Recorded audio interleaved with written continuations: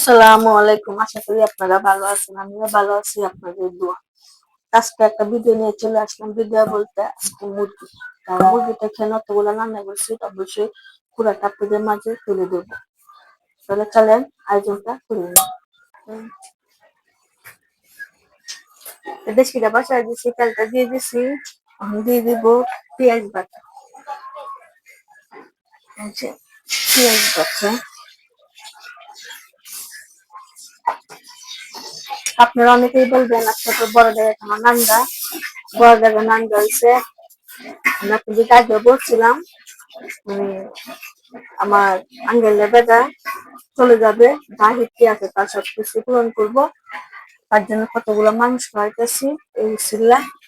তার জন্য বড় বড় দেখো নান্দা। আর অবশ্যই আজকে কি নানবো না নানবো অবশ্যই সবকিছু আপনাদের সাথে শেয়ার করবো। আর আমার আঙ্গেলের বেটা বা যাইতেছে এটা আপনাদের সাথে শেয়ার করবো। রসুন,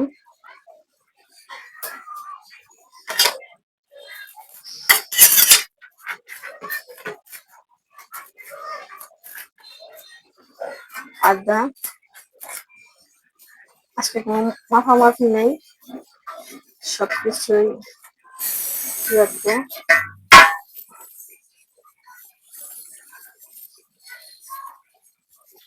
হলুদ 2 চামচ,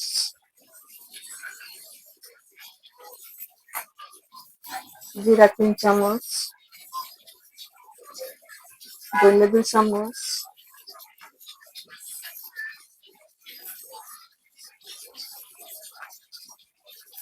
মরিচ 5 চামচ,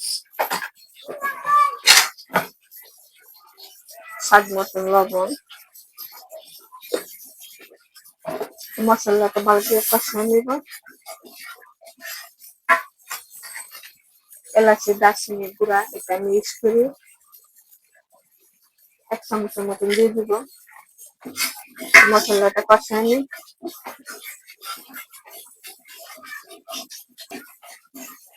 তো মশলাটা কষানি হয়ে গেছে। এই যে মুরগি, এখানে 5 কেজি মুরগি আছে, একটা বুঝতে ধরে নিয়ে আসছি, দিয়ে দিব। সবকিছু একসাথে কষিয়ে নিব।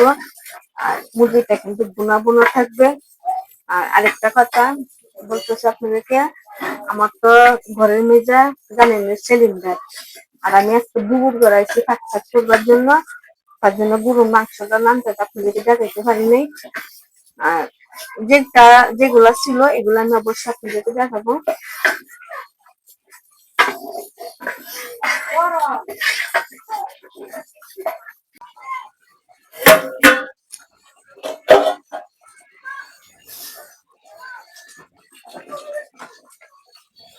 কিছু তো দেখা যায় না।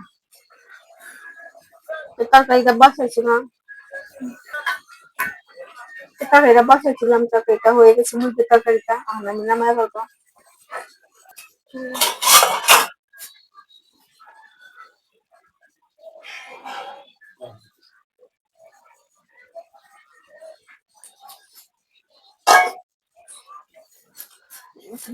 মুরগির তরকারিটা কত সুন্দর হয়েছে, কালারটা মাশাআল্লাহ। কেন অনেকজনে খাবে, গরু কালারটা সুন্দর না হয় খাইতেও মজা নাই, দেখতেও সুন্দর নেই।